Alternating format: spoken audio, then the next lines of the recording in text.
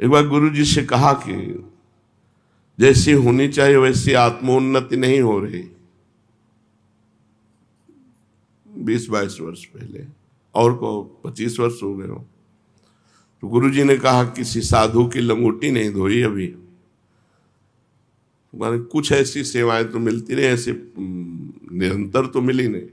बोले भगवान से मांगो। मन में आया कि हमारे भगवान तो आप ही हो, आप ही विधान कर दो। 2-4 दिन में विधान बन गया श्रीधर बाबा की सेवा का, जो कालीदह में श्रीधर बाबा वयोवृद्ध थे। बस सेवा से और सुमिरन से अंतःकरण बहुत जल्दी शुद्ध होता है। अगर सेवा सुमिरन दोनों जिसको सही ढंग से ना मिल पा रहे हो तो वृंदावन की रज लगाओ पूरे शरीर में, बहुत जल्दी शुद्ध हो जाएगा अंतःकरण। वृंदावन की रज का सेवन करो, पूरे शरीर में पाउडर की तरह लपेटो। बार बार कहते मान लो, इस शरीर से प्यार मत करो, शरीर तुम नहीं हो। शरीर का वास्तविक प्यार यही होगा कि रज इसमें लगी रहे। स्नान के बाद शरीर हल्का गीला रहता है और जब रज लगाओ तो पूरे शरीर में रज लग जाती है।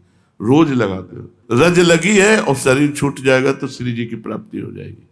ये पूज्य राधा बाबा ने अपनी वाणी में लिखा कि यदि वृंदावन की रज शरीर में लगी हुई है और शरीर छूट जाए तो भगवत प्राप्ति हो जाएगी।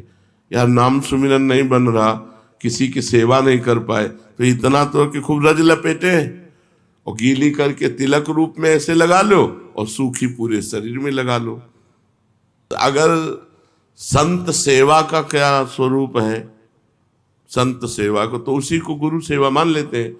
गुरु सेवा संत सेवा एक ही, कि उसका स्वरूप क्या है तो बोले उनकी आज्ञा के अनुसार चलना, उनके आदेश उपदेशों का पालन करना। इसी से अहंकार नष्ट हो जाएगा। संतों की सेवा मतलब अहोभाग्य है जो गुरुजनों की शरीर सेवा में है। जैसे हमारे गुरु जी की सेवा में जो है ना, वो जब सामने से निकलते हैं तो हम उनके चरणों को देखकर बार बार प्रणाम करते हैं। शुरू से भाव रहा है कि जो गुरुजनों की सेवा में है वो हमारे लिए सर्वश्रेष्ठ है।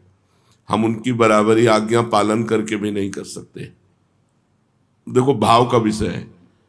शास्त्र आज्ञा करता है कि गुरु और संत की आज्ञा का पालन करना ही सबसे बड़ी सेवा है। लेकिन जो गुरु जी की लंगोटी धो रहे हैं, जो गुरु जी को स्नान करा रहे हैं, जो गुरु जी के जूठे पात्र मार्जन कर रहे हैं, जो गुरु जी को बना के पवा रहे हैं, और हम यहाँ माला चला करके, तो हमारा सर उनके आगे झुका रहेगा। हम सदैव उनकी चरण वंदना करेंगे कि आपको जो सौभाग्य मिला है, जो आप हमारे गुरु जी को सुख पहुंचाते हैं, इसलिए मैं आपका दास हूं, दास हो हम। जब वो सामने निकलेगा तो हम पहले उसके चरणों को गौर से दर्शन करते हैं और उनको प्रणाम करते हैं कि जिसके हाथों से हमारे गुरु सेवा बन रही वो हमारे लिए गुरु जी के समान पूज्य है।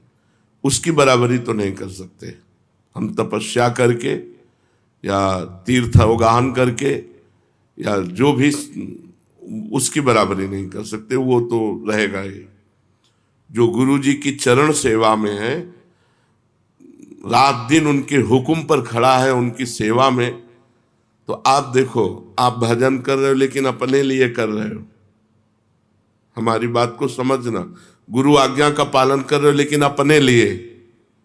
आप गुरु जी को प्रणाम कर रहे हो अपने लिए, प्रणाम कर रहे हो गुरु जी को, गुरु जी के लिए नहीं, अपने लिए, हमारा मंगल होगा। आप गुरु जी को कुछ दे रहे हो अपने लिए, लेकिन वो जो भी कर रहा है गुरु जी के लिए कर रहा है। उसको प्रणाम नमस्कार से मतलब नहीं है। गुरु जी को प्यास लगी है, पानी पिलाना, गुरु जी को भोजन, गुरु जी की आरती करने का जो समय है वो स्वयं आरती कर रहा है। गुरु जी खड़े हैं या बैठे हैं, आराम मिल रही ना, गुरु जी को आराम मिल रही ना, गुरु जी को सुख पहुंच रहा है ना। बहुत सूक्ष्मता से हमारे इस विषय को समझना, अन्यथा मत ले जाना। आप जो भी पालन कर रहे हो गुरु आज्ञा का अपने लिए, और वो जो भी कर रहा है प्रगट में गुरु जी के लिए कर रहा है। वो गुरु जी का कपड़ा धो रहा है गुरु जी के लिए, गुरु जी की लंगोटी धो रहा है गुरु जी के लिए, अपने जीवन को अर्पित किए है गुरु जी के लिए। इसलिए उसकी समानता में तो नहीं कह सकते हम कि उनके समान सब नहीं। कभी कृपा हो जाए हमारे ऊपर भी और हमको चंद दिन ही सेवा मिल जाए, वो समानता गुरु जी की नहीं। जो सेवा में वो तो मतलब जीत गया। अब है 1000 लड़के होते हैं तो 1000 लड़कों में सब थोड़ी कमांडो बन जाते हैं, 10-5 निकल पाते हैं। ऐसे मानो लाखों शिष्य हैं तो लाखों गुरु जी को मानने वाले हैं, लाखों में 10-5 गुरु जी की मानने वाले हैं। लाखों गुरु मानने वाले हैं, लाखों में 10-5 गुरु की मानने वाले हैं। उनमें से कोई 1-2 गुरु को सुख पहुंचाने वाले हैं। गुरु को सुख पहुंचाने के लिए हम तत्पर हैं। खड़ा है रात दिन हुक्म पे खड़ा, जैसे गुरु जी आज्ञा करें बस गुरु जी की सेवा। उनकी समानता तो नहीं कर सकते। वो तो साक्षात भगवत स्वरूप है, वो कोई साधक नहीं है। वो पूर्व जन्म में साधना से सिद्ध हुए तो साक्षात परब्रह्म स्वरूप गुरुदेव की परिचर्या में लगे हैं। उनकी बराबरी कैसे हो सकती है? सोचो, हम गुरु जी की आज्ञा का पालन कर रहे हैं लेकिन हम गुरु जी की थाल का जूठन तो नहीं पा रहे ना। पाने के बाद सरका दिया और पूरा धो के वो पी रहा है, उसकी बराबरी हम कर पाएंगे?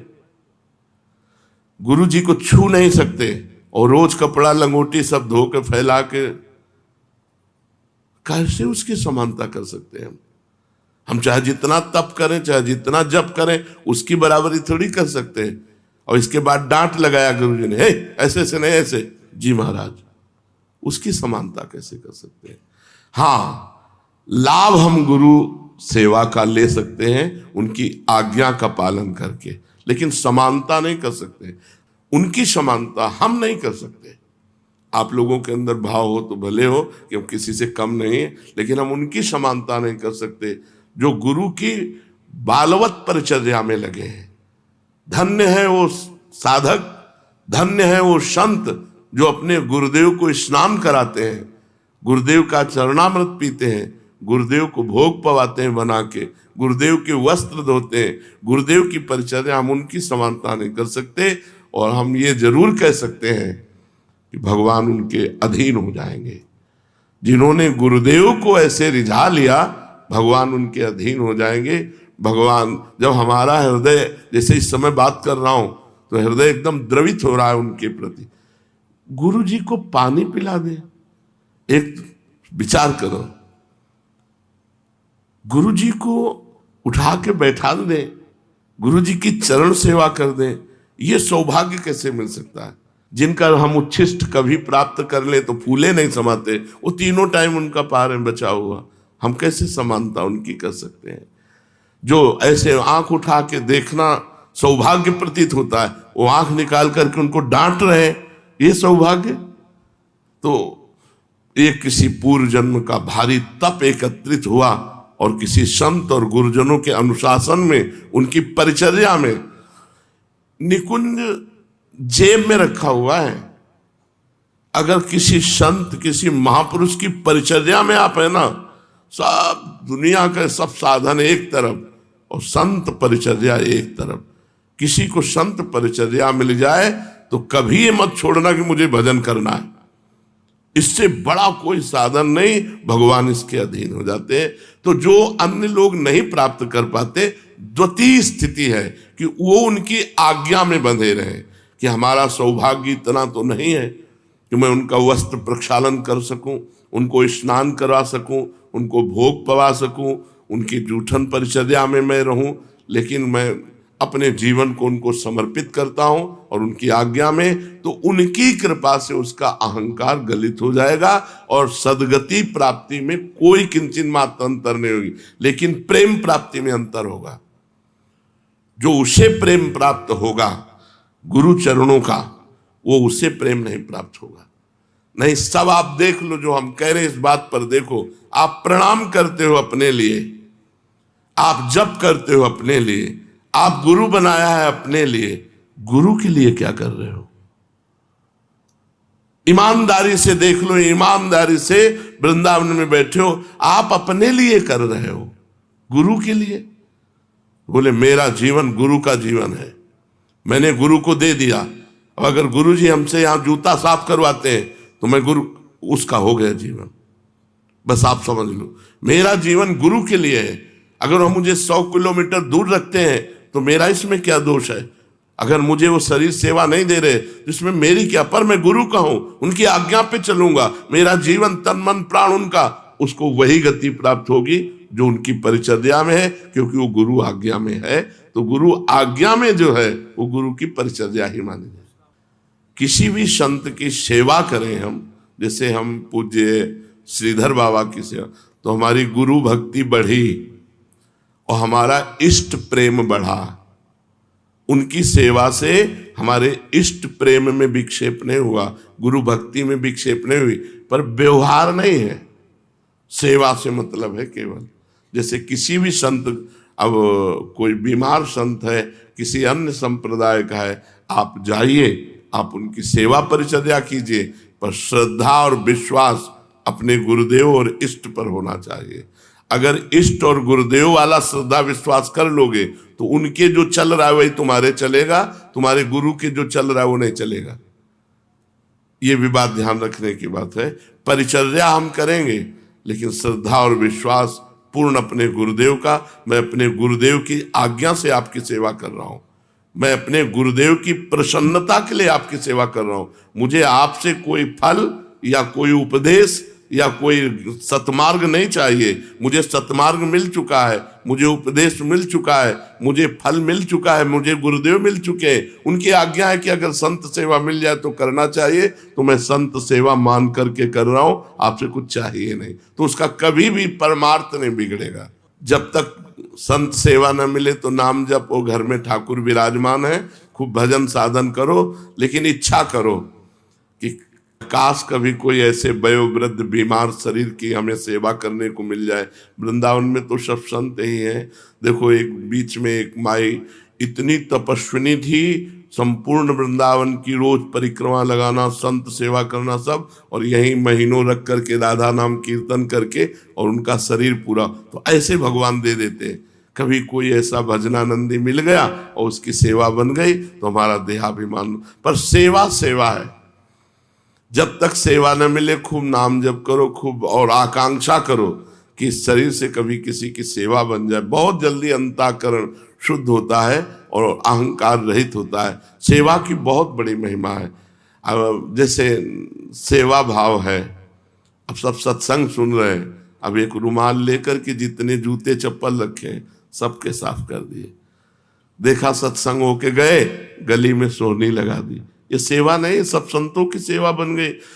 समय मिला कारपेट साफ कर दिया। कितने संत बैठ करके सत्संग सुन रहे हैं, ये सब संत ही तो है, चाहे सफेद हो चाहे तो, जो भगवान में चित्त जोड़े वो संत। सेवा की कमी नहीं है, अगर हम सेवा करना चाहें तो बहुत सेवा है, सेवा की कमी नहीं है। हम इच्छा करें सेवा की, भगवान हमें सेवा का अवसर देंगे।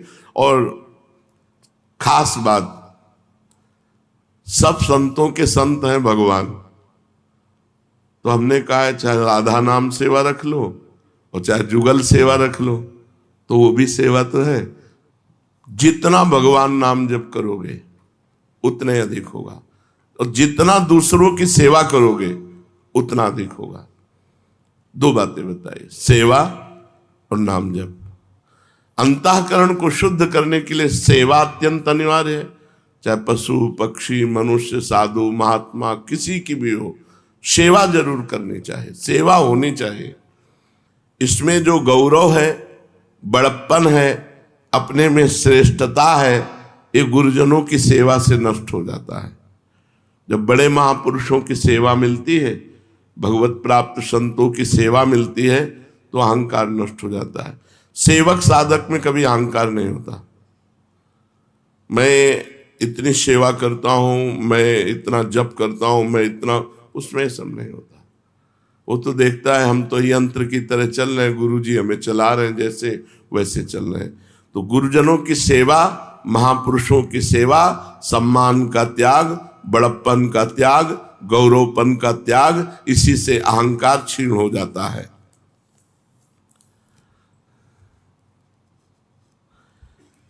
जो भगवत प्राप्त हो जाता है उसका व्यवहार कैसा होता है? बहुत सुलझा हुआ व्यवहार होता है। वो शास्त्र दृष्टि से व्यवहार करता है। पिता को पिता की तरह, माता को माता की तरह, पति को पति की तरह, पत्नी को पत्नी की तरह व्यवहार करेगा, पर शास्त्र दृष्टि के अनुसार। जो सिद्ध पुरुष होगा, पिता के साथ कैसा व्यवहार करना चाहिए शास्त्र कहता है, पत्नी के साथ कैसा व्यवहार करना चाहिए शास्त्र कहता है। जो शास्त्र कहता है उसके अनुसार व्यवहार होगा, मनमानी आचरण नहीं रह जाएगा। जीवन मुक्त पुरुष के द्वारा कर्म होते हैं या नहीं? जीवन मुक्त पुरुष के द्वारा कर्म नहीं होते। कारण कि उसको ज्ञान हो जाता है कि कर्म कर्मेंद्रियों से होते, प्रेरणा ज्ञानेंद्रियों से हो रही है, और ज्ञानेंद्रिय को मन चला रहा है, मन को बुद्धि चला रही है, और उसका मैं साक्षी हूं, इसलिए मेरे द्वारा कुछ नहीं हो रहा है। कोई कर्म बंधन नहीं सिद्ध महापुरुष का। एक काम क्रोध अंतःकरण में रहते हैं, तो जो जीवन मुक्त पुरुष हो गए उनके भी काम क्रोध रहते हैं। अंतःकरण में ही काम क्रोध का आवेश होता है। तो जो जीवन मुक्त हो गया, जो भगवत प्राप्त हो गया, क्या उसमें काम क्रोध होते हैं? जीवन मुक्त भगवत प्राप्त पुरुष के अंतःकरण में काम क्रोध आदि की तो बात जाने दो, छोटा सा भी कोई दोष नहीं रह जाता। निर्दोष ब्रह्म को निर्दोष ही प्राप्त होता है। परमात्मा की प्राप्ति के पूर्व ही उनके अंतःकरण की ऐसी शुद्धि हो जाती है कि उसमें किंचन मात्र कोई भी दोष नहीं रहते, कोई भी दोष नहीं रहते। जैसे सूर्योदय होने के पहले ही अंधकार नष्ट हो जाता है, ऐसे भगवत प्राप्ति के पूर्व ही वो निर्दोष हो जाता है, उसमें कोई दोष नहीं रहता। तो सिद्ध महापुरुष में काम क्रोधादि दोष नहीं रहते।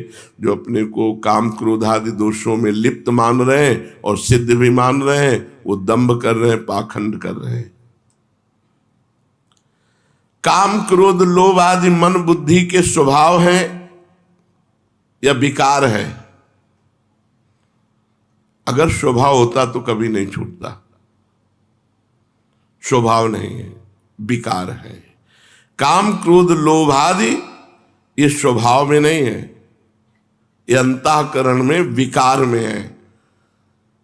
स्वभाव होता तो छोड़ना कठिन होता, और जब उसे स्वीकार कर लिया जाता है तो उनका प्रभाव स्वभाव में भी पड़ जाता है। जैसे बहुत कामी स्वभाव का आदमी है, ये बहुत क्रोधी स्वभाव का आदमी है, ये बहुत लोभी स्वभाव का आदमी, उसका स्वभाव पर प्रभाव पड़ता है, लेकिन वो स्वभाव होता नहीं है। जो अधिक लिप्त विकारों में हो जाता है उसका प्रभाव स्वभाव पर पड़ता है, पर वो स्वभाव होता नहीं है। स्वभाव हो तो मिटाया नहीं जा सकता। वो विकार है, विकारी स्वभाव।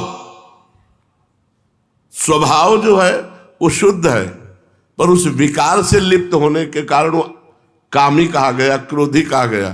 तो काम नष्ट हुआ तो स्वभाव तो शुद्ध था ही। स्वभाव, जो स्वभाव है वो कभी विकारी नहीं होता, पर विकारी कहा जाता है।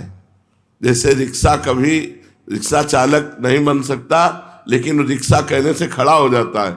ऐसे ही अधिक काम में लिप्त होने के कारण वो कहा जाता है कामी स्वभाव का है, ये क्रोधी स्वभाव का है, ये लोभी स्वभाव का है। जिस घड़ी तुम भजन में चित्त को जोड़ोगे, तुम्हारा स्वभाव भजन का बन जाएगा, तो ये विकार हैं, ये घड़ी भर में सब नष्ट हो जाएंगे। ये सब तुम्हारे गुलाम बन जाएंगे, ये सब भाग जाएंगे डरकर। कब? जब खूब भजन करोगे।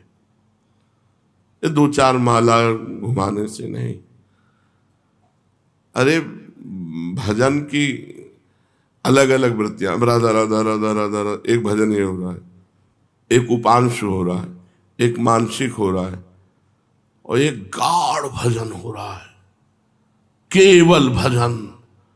वही मंत्र दिखाई दे रहा, वही सुना, हिम्मत नहीं पूरे शरीर की कि झेल पावे।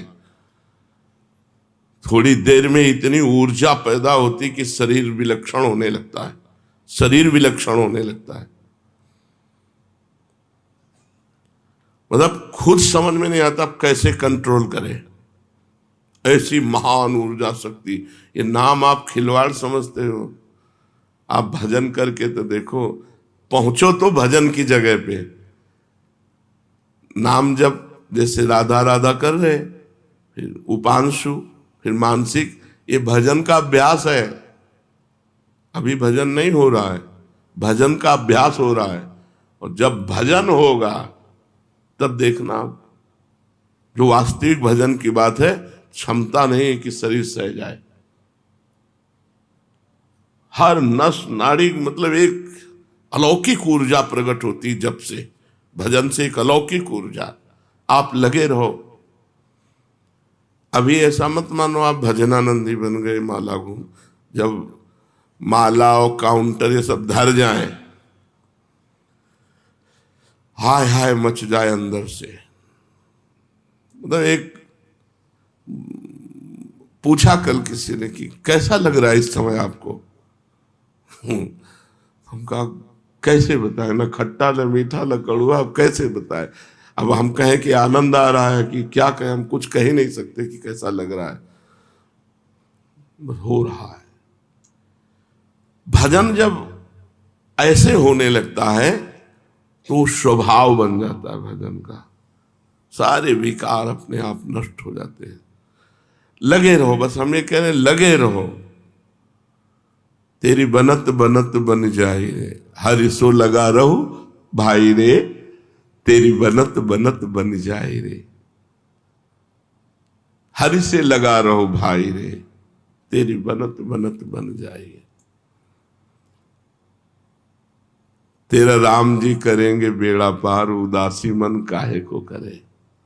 लहर लहर हरि आप संभाले, हरि आप ही उतारे तेरा भार, उदासी मन। ये लहर लहर करके वही समुद्र में पहुंच जाएंगे। समुद्र की लहरों का एक स्वभाव होता है, वो दिखाई देती है उछलती हुई बाहर के लिए, लेकिन वो घसीटती अंदर के लिए। उसका दो स्वरूप होता है। ऐसी उछाल तो लगता है कि ये बाहर फेंक देगी, लेकिन वो उसकी फंस में आ जाओ तो घसीट ले जाएगी अंदर। ऐसे ही भजन की लहर है, मन बाहर भागता है, विषयों की तरफ भागता है, लेकिन जितना भागेगा उतने घसीट जाएगा। भजन न छोड़ो।